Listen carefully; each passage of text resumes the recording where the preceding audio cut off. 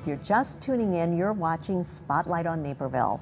I'm Nancy Wearsome, and we have guests from the Wesley United Methodist Church now with us. So nice to have you here. Reverend Jason Reed is the pastor. So good to have you. Carolyn Lesage is Administrative Council Chair. Correct. Now that sounds like a very big title. It is, right? Well. And Margaret Votova is Administrative Council member as well, so welcome to you. Thank you. And you're doing something really exciting, but I want to start by talking about the fact you are more than just a church. You are really doing some really incredible programs. Tell us about some of them. Well, Wesley United Methodist is the oldest congregation in Naperville, actually. It goes back to 1832, and through its history has always been involved in serving in mission and social justice issues. United Methodism is based upon personal piety and social holiness going back 250 years. And through the years, in recent years, the congregation was instrumental in founding the Naperville Reclamation Center, was one of the founding congregations for Fox Valley Habitat for Humanity.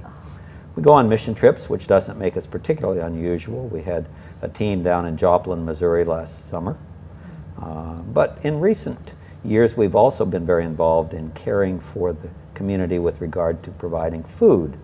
And our pastor emeritus for several years now has been chairperson of the crop walk in Naperville. You may know we raised about $77,000 last fall in the crop walk.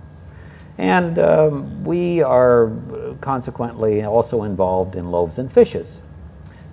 We have several volunteers, and we contribute significantly to their budget as well. So, oh, well, that is incredible. So many things, right, and so many things that are offering support in the community.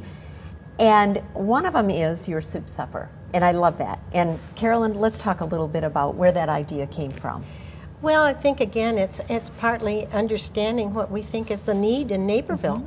And following a bit along that, we know that there are other churches in this area, not in Naperville, but I think it's Geneva. That has a supper once a month too. And we felt, again, from Loaves and Fishes, that there was a need in our community, and that the congregation is just responding.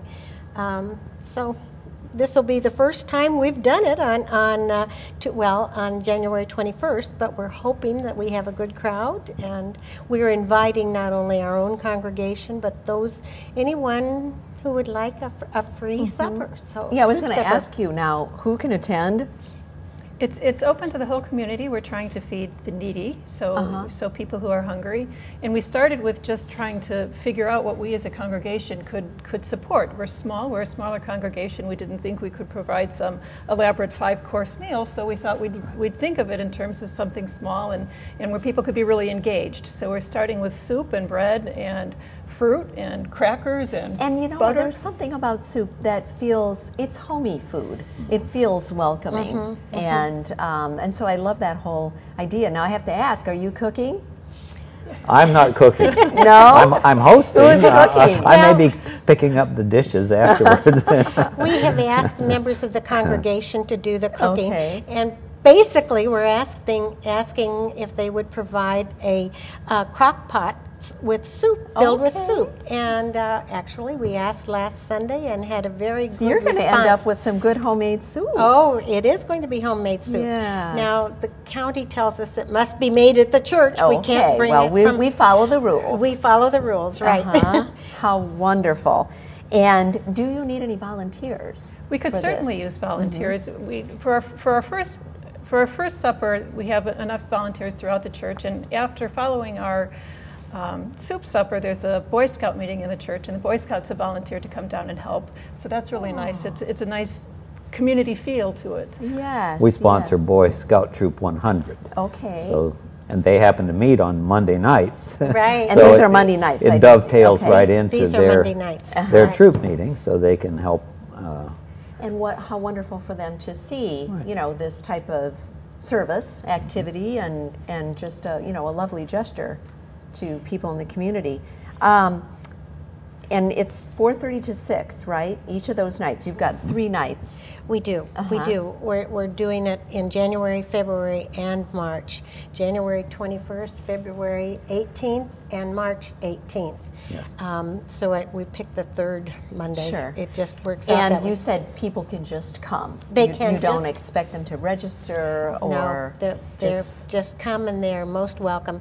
It seems that we're stopping early, and we admit that, but again, the Boy Scouts are going to be there. The church is used for other functions, and so Well, I think 6 o'clock. No, I think that's Okay. wonderful. So 4:30 to 6. I think it's wonderful that you're doing it. So I think any time, I'm sure, is very welcomed, and then that gives people time to get home, you know, in a timely fashion. So well, you have quite a history of service when I think about it, and with serving those in need between the crop walk and helping with loaves and fishes. Do you collect food for them? Yes, we do as well. Yes, we do. And we have a number of people who volunteer there as well. Oh, that's great. And I know a lot of times people think that there is no need in Naperville, but we know that there is, that people do have great needs. Loaves and Fishes each year has broken records in the number of families they serve, so it continues to be a real need. Well, and one meal a month can make a difference for Sure. a family. And a good hot meal, and they can all come together. Well, we thank you so much for doing that and for being on the show tonight. Thank you for Good- having us. Good luck to you. Thank you for having us. We're going to take a very brief pause. When we come back, we'll hear from the Catholic Education Foundation, so you don't want to miss that either.